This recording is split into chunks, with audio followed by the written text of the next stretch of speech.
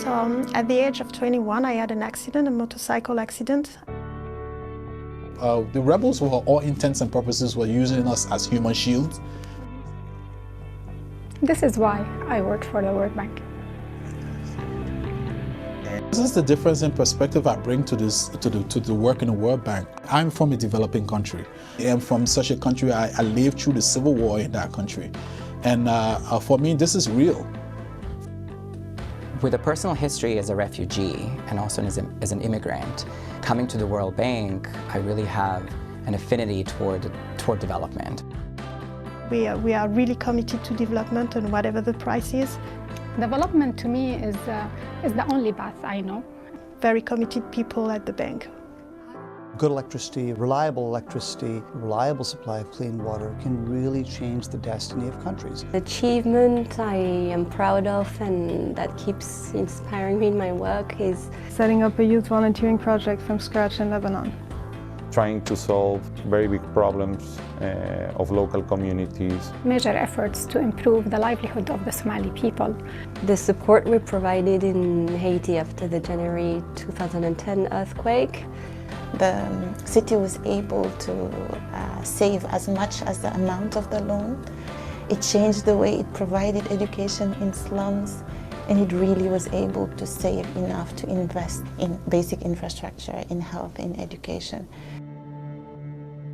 When I encounter people, poor people, beneficiaries from our projects, I feel that there is some kind of easier communication between us, because we understand that we are all facing difficulties, different difficulties, but difficulties in our lives. If there was a girl out there who was like a little me struggling, but has access to education, for me that was my escape, literally and figuratively. The impact I really wanted to make was in developing countries, because I said in some senses that's where my heart is. That's who I want to help more, and that there are not enough people helping them. To me, it's a meeting of heart and mind.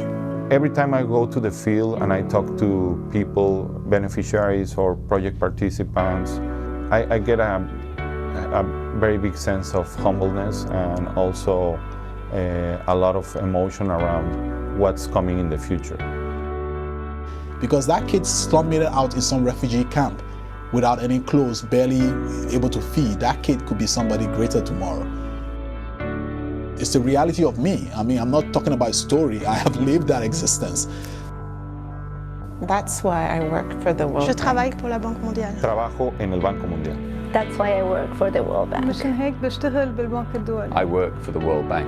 Colera World Bank. And that's why I work for the World Bank. Non-World Bank Group Development. That's why I work for the World Bank. That's why I work for the World Bank Group.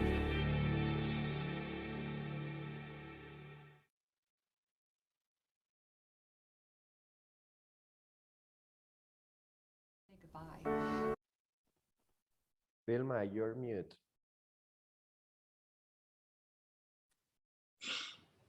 Can you hear me now? Yeah. Excellent. Thank you so much. Good afternoon. Buenas tardes. My name is Vilma Aguilar, and I am here to talk to you about the career opportunities for young professionals. I am the youth programs is under my team. So I'm the program manager for the Young Professionals program. And I'm here with Iman Kadir, and she's our communications and outreach specialist in the team. Bear with me as I don't know if this is moving without me moving it. So basically, we're going to go over the World Bank's history, what kind of work we do, what career opportunities look like for young professionals, what does the eligibility for our program look like. We're also going to share some success stories, some examples we have of staff that have come in through the YP program. And I don't think we'll have much time, but if we do, we'll take questions at the very end. So the end of World War II marked the beginning of multilateral collaboration with the creation of the IMF and the International Bank for Reconstruction and Development, where 44 countries, including 28 shareholders, came together. But also other international organizations like the UN and NATO were created with the main goal of rebuilding Europe and Japan after the war. So what have we done? Over the years, you will see that we started in the 50s with projects in infrastructure industry. In the 60s, we worked or focused in rural development. In the 70s, you see a shift towards human development and environment. 1980s saw a lot of work around policy reform, 1990s social development, in the 2000s work around governance, and in the 2010s and work around human capital. So the development paradigm evolved, and so did our work. We were looking at the world needs. And so today, as conflict and climate shocks create famine and the worst refugee crisis in the world, and as we accelerate in technology, there's an impact of jobs, internet, smartphones, and social media. It allows us to see how others live around the world. However, the demand for infrastructure investment has far outstripped available resources. We have 1.2 billion people that do not have access to electricity. At least 660 million people lack access to safe drinking water. 60% of the global population, mostly in developing countries, do not have internet access. And so what does all this data and information tell us? It means fewer children can study at night. It means hospitals cannot refrigerate their medicines. It means that private businesses, which we know are the greatest employer in developing countries, will not be able to thrive. And globally, global leaders recognize that official development assistance is not enough to meet this demand. So what do we do? Today, the World Bank is one of the world's largest sources of funding and knowledge for developing countries. We help governments improve lives and grapple with some tough development challenges they face. Our loans support a wide variety of investments in such areas as education, health, public administration, infrastructure, financial and private sector development, agriculture and environmental and natural resources management. We also offer expert knowledge, research, and data on every development sector and economic indicator, helping countries share and apply innovative knowledge and development solutions. Our value is our ability to work at the nexus of global and local issues, engaging with both public and private sectors while complementing policy work with operational responses and financing. Our mission is to achieve 2 goals by 2030. We hope to end extreme poverty by decreasing the percentage of people living on less than $1.90 per day to no more than 3%, and to promote shared prosperity by fostering the income growth of the bottom 40% for every country. We aim to achieve these goals by focusing on 3 areas: by promoting sustainable development and inclusive growth, such as investment in infrastructure and trade, by investing in human capital, such as skills development, education, health, and training that help countries grow and compete, and also by fostering resilience to global shocks and threats, including forced displacement, climate change, and pandemics. We do this by operating in every major area of development through 5 institutions. We work with governments and private sector and give loans to middle and low-income countries. The IBRD, so going from left to right, the IBRD and IDA form the World Bank and offer financing, policy advice, and technical assistance to governments of developing countries. The IBRD assists middle-income countries, while IDA focuses on the poorest countries, providing 0 to low interest loans and grants for programs that boost economic growth, reduce inequalities, and improve living conditions. The IFC works with the private sector in developing countries to invest in commercially viable projects and to create markets that open up opportunities. The Multilateral Investment Agency, we call it MIGA, promotes investment in developing countries by offering political and economic risk insurance. And then we have ICSID, which is devoted to international investment dispute settlements using conciliation and arbitration or fact-finding, helping to promote international investment by providing confidence in the dispute resolution process.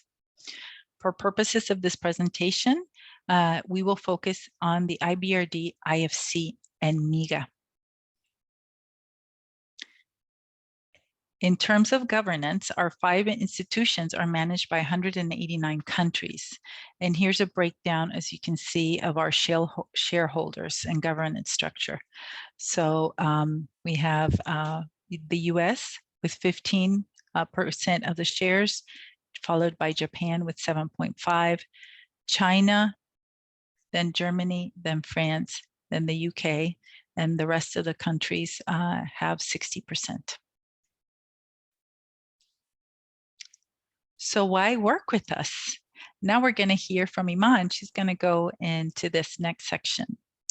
Great. Thank you so much, Vilma, for the introduction and for starting off this presentation. And hello, everyone. So this brings me to the question of the day, why work with us?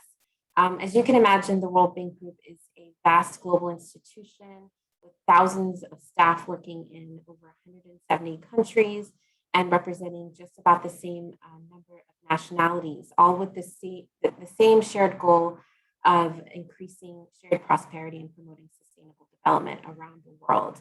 So as you can imagine, the work is impactful, the workplace is uniquely multicultural, and the global opportunities, the career opportunities are truly global. Next slide, please.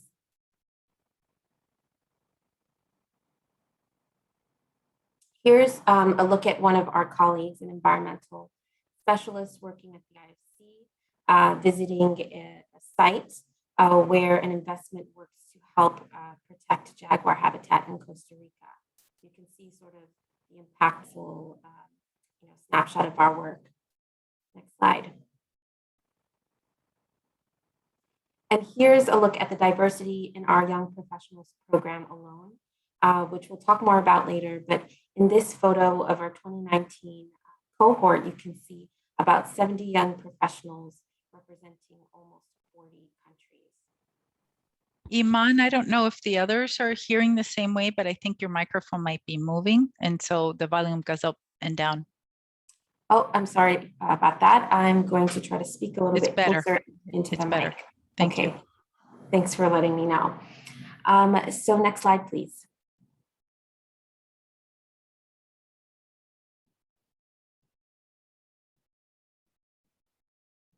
So this brings me to the next question of the day. How do you get started?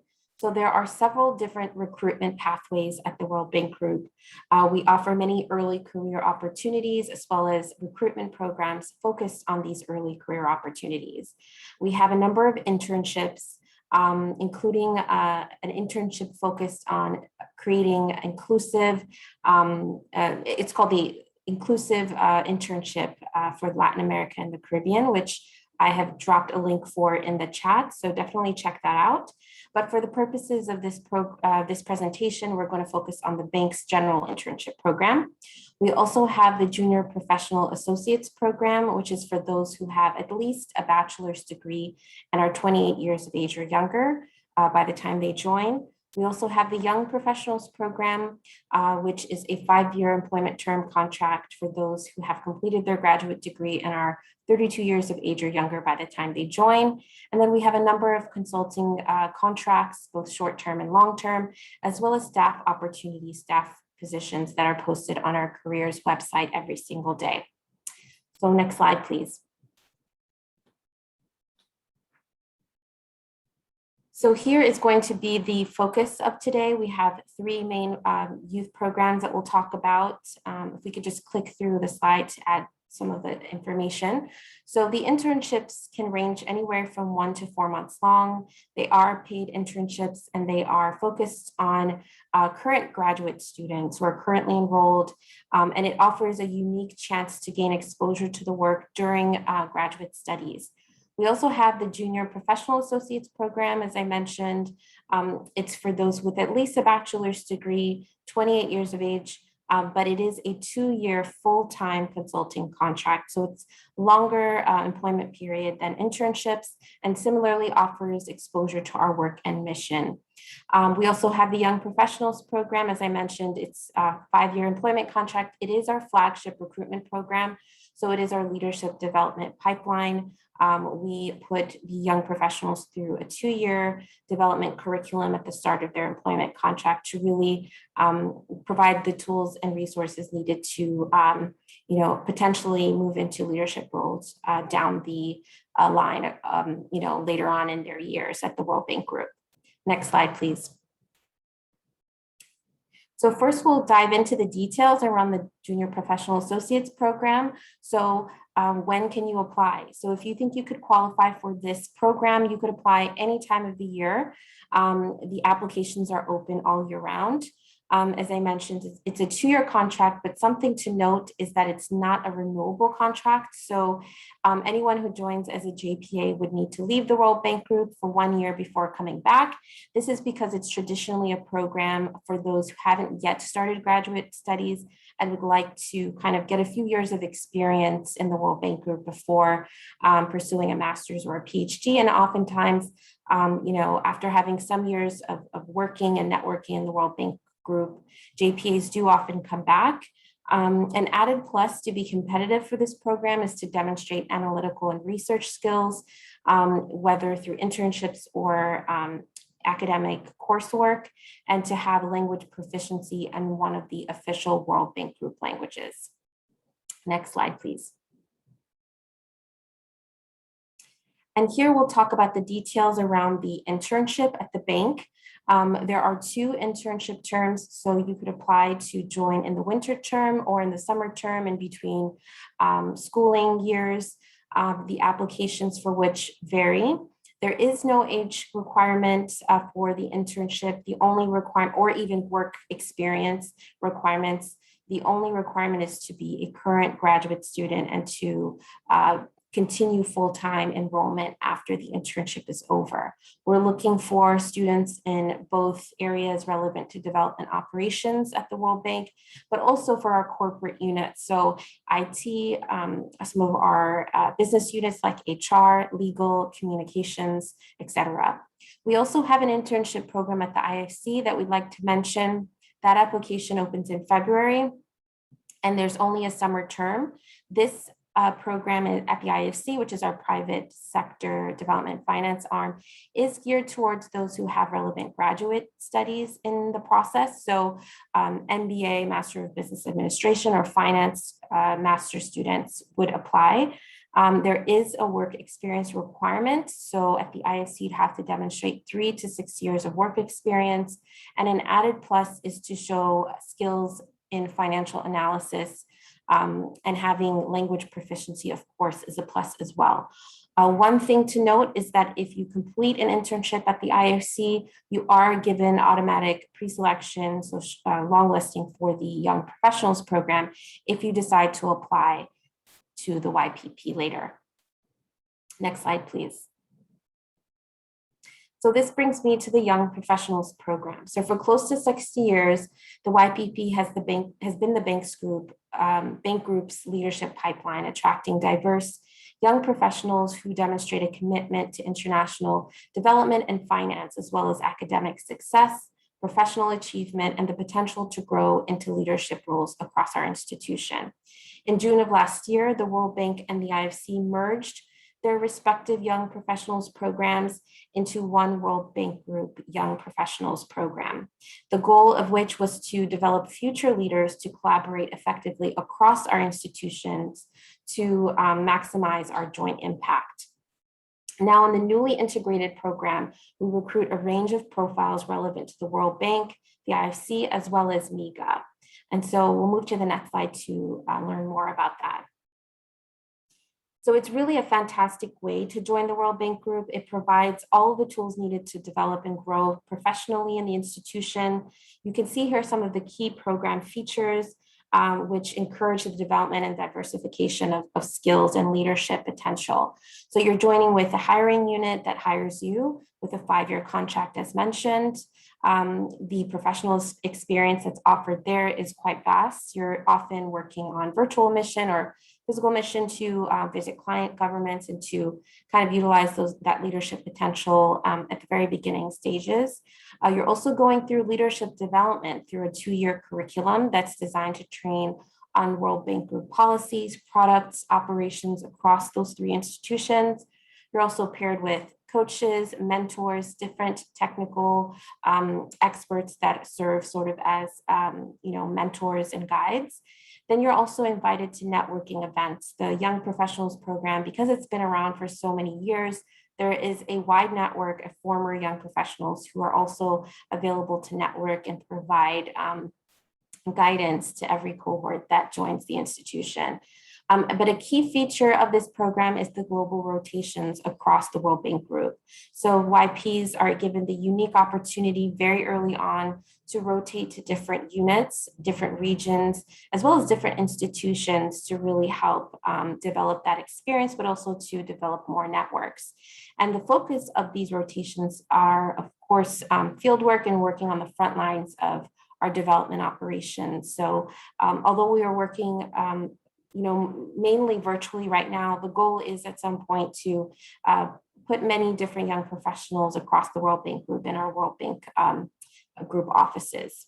Next slide, please.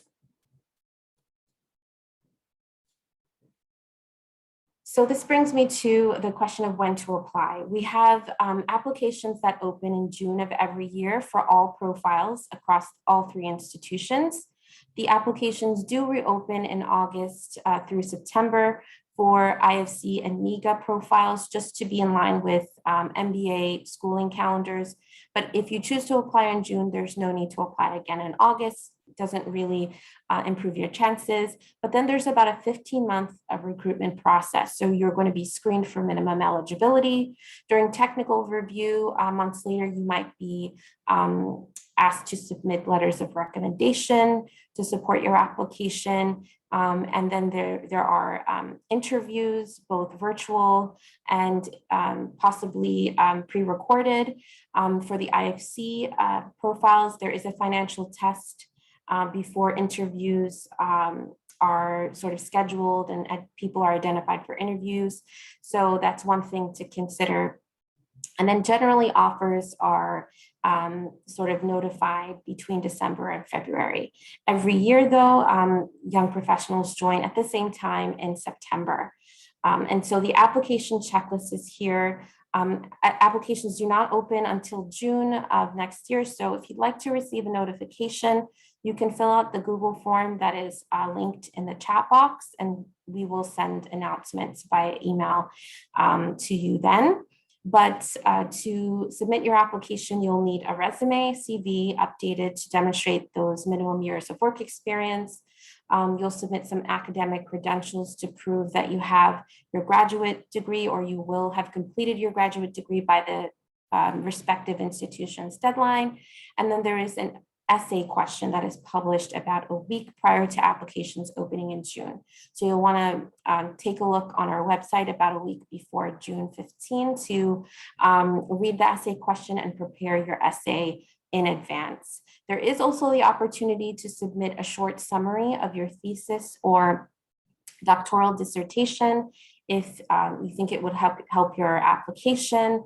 Of course, if it's in line with one of our hiring units areas of work, that is definitely going to be a place where you want to demonstrate your interests through the focus of your thesis or dissertation. And then later on, you might be asked for 3 professional or academic recommendations, as I mentioned. This is not required during the application when you submit your application, but may be requested later. Next slide, please. So here's sort of a breakdown of the basic minimum eligibility requirements. So in order to meet the age requirement, if you're applying next summer, you'd have to be born on or after October 1st, 1990. You should have graduate level education, either in process or completed, depending on the institution. The completion deadline varies slightly.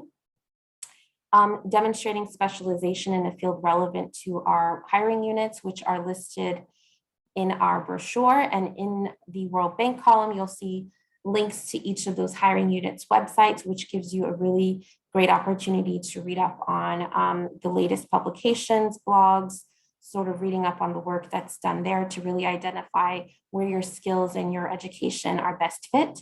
And you'll also demonstrate relevant professional experience through your CV, demonstrating kind of increasing responsibility over the years, as well as some client engagement skills will really help you as well there. And another minimum requirement is to be fluent in English. So additional considerations, just really using those application materials to display a passion for international development through your CV, your essay, etc. Possessing outstanding academic credentials, exhibiting excellent client engagement, communication, and team leadership skills, as I mentioned, and demonstrating knowledge of relevant sector trends will also come in handy when writing your essay. So the following is a plus, but not a requirement. So having full proficiency in one of our official languages at the World Bank Group, which include Arabic, Chinese, French, Portuguese, Russian, and Spanish. And the application will allow you to identify sort of your proficiency level in any of these or any other languages. And of course, work experience in developing countries or emerging economies would also help as well. Next slide, please. So here's sort of a breakdown of some of the profiles we're looking for and sort of the minimum requirements that vary just a slight bit between different institutions. There's going to be one single application portal, and you'll be able to choose between each of these institutions after you've done sort of that research on where your skills might fit best.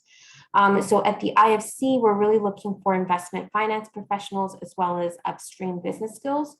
Upstream business skills involve sort of understanding pre-investment work to help create the conditions for bankable and viable projects. So the investment profile candidates typically have finance or management consulting backgrounds with strong financial analysis skills. For the upstream profile, we're looking at a range of master's degrees, including economics, finance, engineering, and experience in industries where investments might be.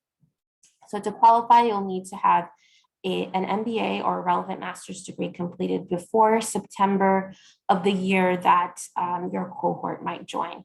So not by the September next year, but the year after.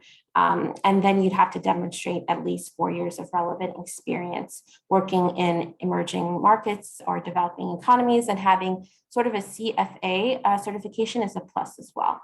There's a similar profile at MIGA. So at MIGA, we're working on investment guarantees. So we have a lot of young professionals who come in with prior experience in banks, working as underwriters. This is a transaction-driven institution. So you'll be part of a team helping to move guarantee projects through the project cycle, from business development to processing, underwriting, and then internal credit approval. At the World Bank, it's public sector focused, so you'll be working in our traditional development operations units. We are also looking for legal profiles. So if you have a background in law, you may be potentially competitive for the Young Professionals Program working in our legal unit. And so the requirements for the World Bank's placement is to have your master's completed by the June application or July application deadline, or to have that PhD by the September of the year that you would join. If you are not working on a PhD, you'd have to also demonstrate 3 years at least of professional work experience. But if you are working on a PhD, you can sort of demonstrate at least 3 years of continuous study, which can be sufficient in place of the 3 years of work experience. Next slide, please.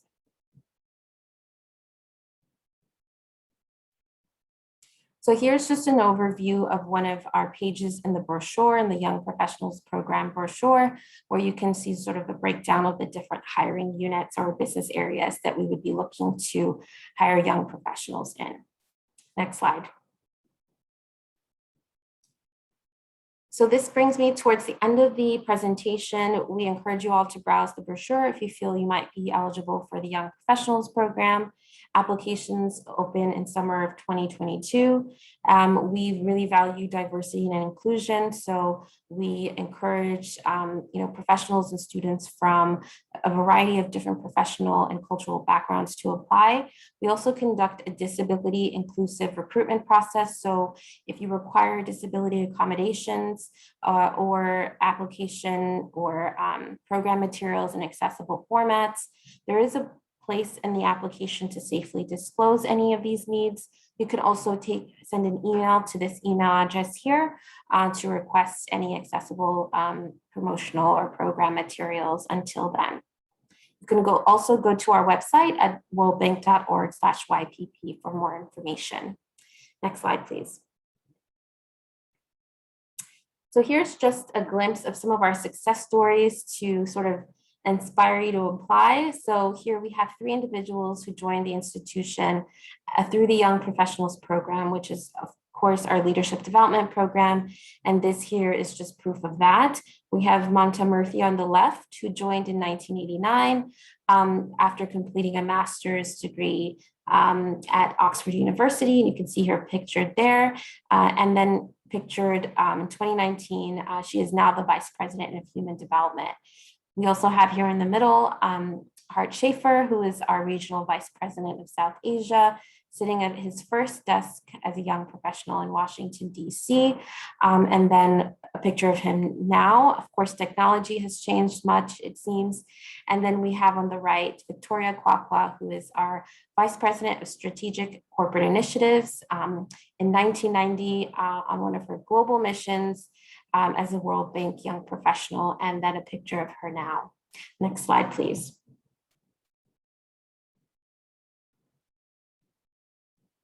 So here are just a few next steps. If we want to just click through the slide to show some of the ways to stay connected to us. You can set up job alerts. You can bookmark our careers website. You can also follow the World Bank on LinkedIn, where you can kind of hear more about available opportunities. You can connect with us on social media, following the World Bank's and the IFC's social media sites to kind of get an idea of the business culture and some of the important work that we do around the world. And you can also take a look at some of our publications, some of our knowledge reports to help you sort of understand more about what we do. Next slide, please. So I know we only have a few minutes left, so I want to thank you all for joining us today. It's been a pleasure to present to you all, and I'll hand it back over to Vilma Aguilar for the next steps. Thank you so much. And actually, I see we've gone over, but we're fine with staying. So thank you so much. Let's see, does volunteering, I'm just reading off the chat, changes something when applying for a position in the World Bank Group? Let me see if I understand the question. I think you're referring to whether volunteering should be listed in the CV and whether that would help. You can certainly list volunteering as part of your experience when you apply. So I hope that's a question. Let's see. And just to add to that, if you list your internship experience, it is counted towards sort of the minimum work experience years. Your mic. YPP. Yeah, Sorry, I don't know if everybody heard. Yeah. Yeah, no, I was just going to add that internship experience is counted towards the minimum years of experience required in the Young Professionals Program application. Thank you.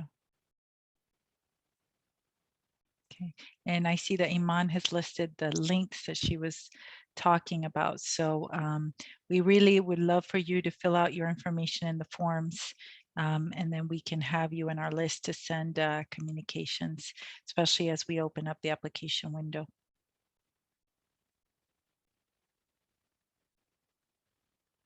I don't see any other questions, and it's absolutely fine. You have our links. And I want to really sincerely thank you all for joining and hearing our presentation. And we certainly hope that you consider us in our different programs at the World Bank. Thanks again. Muchas gracias y buena suerte. Bye, everyone. Bye-bye.